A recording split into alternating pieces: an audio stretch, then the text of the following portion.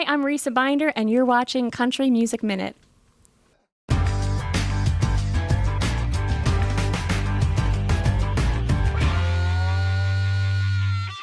Hi, all. Sam Johnson here with Country Music Minute. We are hanging out with Risa Binder for CMA Fest. How are you, girl? I'm great. Thank you for having me. Oh, it's such a pleasure. I mean, first day I met you, I feel like we've been friends for like 10 years. You're just the sweetest girl. Oh my gosh, you are too. Thank you.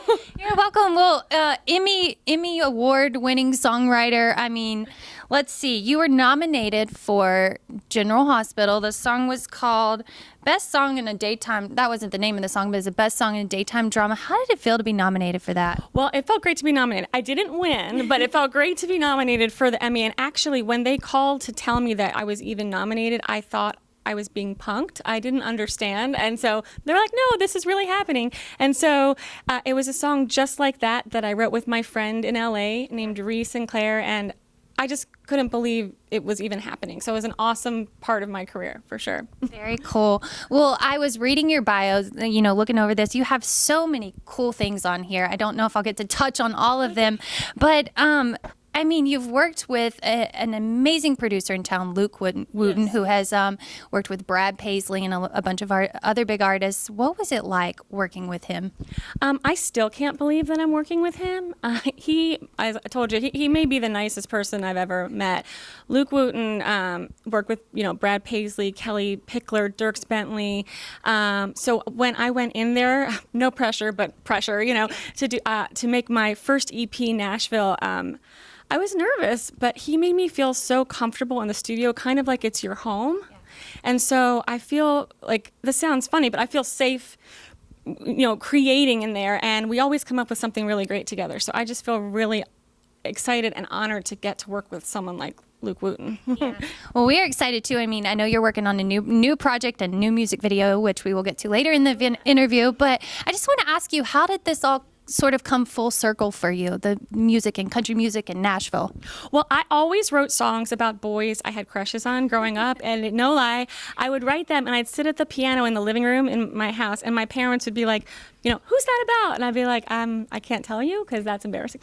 And so, just play the piano. And long story short, I was living in New York, but would come down to Nashville all the time. I would sit in the back church pew at the Bluebird Cafe. I don't know if you've been there. I have. The energy in there is amazing. And I listened to all these phenomenal songwriters play.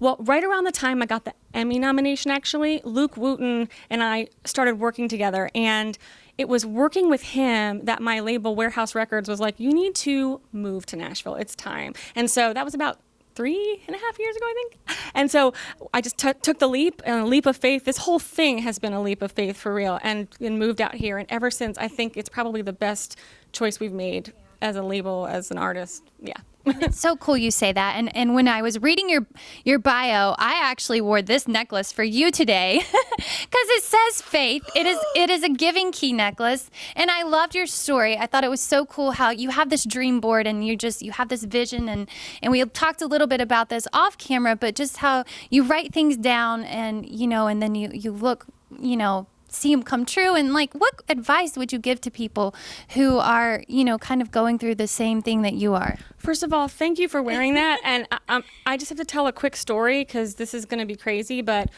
when my label called to say we need to move you to Nashville, I said a prayer on the plane right out. I said, God, hit me over the head with a hammer. I just wanted like a huge sign, like literally. Yeah.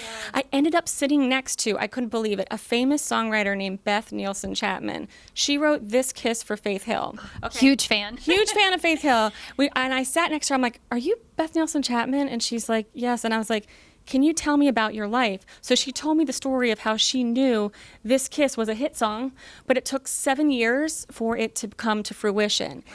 Now, I had prayed, God, if I'm supposed to move here, hit me over the head with a hammer. Yeah. When she got up to leave, she asked my guy, could he reach her guitar case? She swung her guitar case around, and it just said faith. The back of her guitar case said faith. And I was like, well, that for me was enough. God is hitting over the head with it. I'm going to move, And so that means a lot to me, even that you wore that. And so the advice I would give anyone that wants to make this a living. It is a roller coaster ride, but here's what I suggest you do. If you get really specific about what it is you're great at and you write it down, and actually if you put images up on your wall, I have like images of where I'd like to be in the next 6 months, you know, pictures of festivals I want to play, things like that. If you get really specific, you end up working hard and moving towards those visions actually. And so I would say, you know, stay in your lane. You know, there's only one you, and your story is worth telling. And so just drive in your lane as long as you can and keep going and don't give up. That's what I was saying. I love it, girl. I mean, you're an amazing musician, but I mean, to have this charismatic personality, and I mean, you've already seen some of your dreams come to fruition, and you opened up for Ronnie Millsap, which was a dream of yours, and one of my personal favorites. This was the first concert I ever went to, was James Taylor. You got to open up for him. What was that like? Actually, so embarrassed. It was fantastic. It was amazing. But what was crazy was I didn't know that he would be even listening to my show. So when it ended, I was so excited that I hugged the bouncer on the stage, okay, who was really nice. And then I turned, and there was James Taylor. And he was walking towards me, and it was an outdoor stage, and he goes, Risa, you know, really nice job. He goes, how was it out there tonight? And I'm like, it's windy. All I could say was, he was like, it's windy. And apparently he doesn't like windy. So I'm like, it's great. You're going to be fantastic. I mean, it was just one of those starstruck moments that I will never, ever forget. And the fact that he took the time to talk to me after the show still floors me. So, yeah. Oh, what a very sweet memory. Well, you have some exciting things going on. U-Haul is the new single. It was just released to radio 3 weeks ago. Tell us a little bit about what this song is. Okay, so U-Haul is this party vibe, fun breakup song that I wrote. And as a songwriter, you know, you keep titles. I keep titles in my phone. I had U-Haul for a while, but I waited till I had like the right set of people in the room, people who were funny and quirky, probably like me, that would get it. And so when we wrote it together, it actually turned out, I think, better than I thought it would. Yeah. So this song is basically about, you know, when you break up with someone, it's a hurtful thing. But what happens if it wasn't? What if it was a huge party and you had your girlfriends come over and you just move this guy out of there? And so that's kind of the concept of U-Haul. Okay, so I have to ask, what's the music video going to be like for this? Crazy. It's crazy. I cannot wait. Hopefully it'll be out in the next month, I think. We basically, thank God, the person that we rented their house, she was probably so nervous because we moved all these things. We put back what we moved around, but we broke a lot of stuff that we brought in. We found trophies and basketball phones, things that we thought it would be funny that my boyfriend would like, you know, and we're putting them and throwing them in boxes and getting him out of there. He's not even there, but we're moving him out. So it's a super fun video. I can't wait to share it with you. I can't wait to share or see it.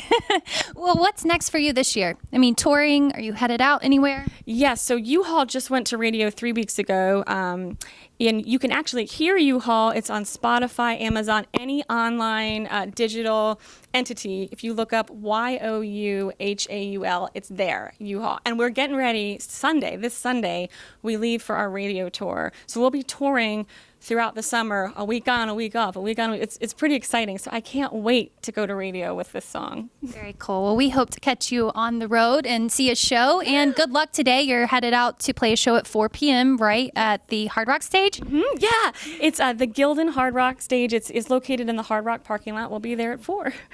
Good luck today. Thank you. All right, Risa Binder here at CMA Fest 2017.